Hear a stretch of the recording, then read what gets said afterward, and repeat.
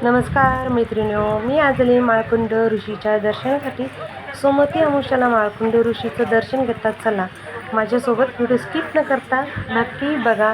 Video आवडता नेहमीप्रमाणे चॅनलला लाईक करा, शेअर करा, नवीन असं तर सबस्क्राईब करायला विसरू नका.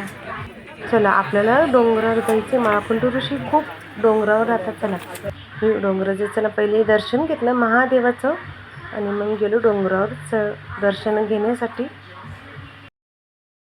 चला दर्शनाच्या बारीला लागले. लोक खूप जण दर्शनासाठी वरती डोंगर चढत होते. कोणाच्या हातात चिमटा होता. कानिफनाथाची लोक दर्शनासाठी माळकुंड ऋषीच्या दर्शनासाठी येत होते. इतका सुंदर निसर्ग भारी वाटायचे. ढगात पूर्ण तर ढगालाच तशी होती. खूप सुंदर व्ह्यूज वाटत होते. पहा किती सुंदर वाटतंय. तुम्ही बी नक्की माळकुंड ऋषीचं दर्शन घ्या. खूप छान वाटतं. चला डोंगर चढून राहिली मी. दम खूप लागत होता. पण चला दर्शन घेण्यासाठी वर जायचे. खाली रस्ता बघ किती लांब. खूप वरती आली होती मी. चला मंदिरात पोहोचली. आंघोळीची कुंड होते. ऋषी या कुंडामध्ये आंघोळ करायची. चला आता डोंगर आलाय, देवळ जवळ आला. खूप वरती जायचं अजून. चला आता दर्शन घ्यायला जाऊ माळकुंड ऋषीचा. तुम्ही बी नक्की दर्शनासाठी या. इतकं छान निसर्ग वाटायचं. खूप छान असे ढग खाली उतरले. खूप मस्त वाटत होतं. वातावरण एकदम फ्रेश होतं.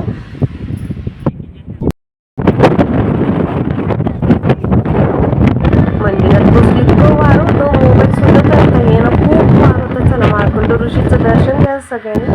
समोरच माळकुंड ऋषीचं मंदिर, तर समोरच आईचं मंदिर होतं. सप्तशृंगी आईचं मंदिर खूप छान दिसत होतं. सप्तशृंगी माहिती आहे की जे माळकुंड ऋषी भगवान की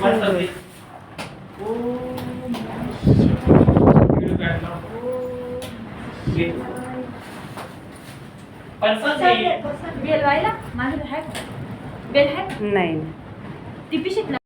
नमस्कार मैत्रिणींनो, चला आम्ही माळकुंड ऋषीच्या गडावर पोहोचले दर्शनासाठी. दर्शन वगैरे घेतलं. पुन्हा खाली खूप छान आहे. खूप वरती आहे.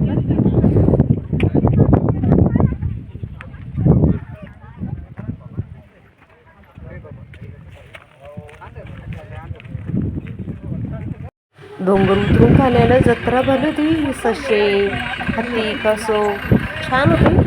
चला माझं तुम्हाला व्हिडिओ आवडला तर प्रमाणे चॅनलला लाईक करा, शेअर करा, नवीन असेल तर सबस्क्राईब करायला विसरू नका. अशाच नवीन व्हिडिओ तुम्हाला बघायला भेटतो. तोपर्यंत सगळ्यांना बाय.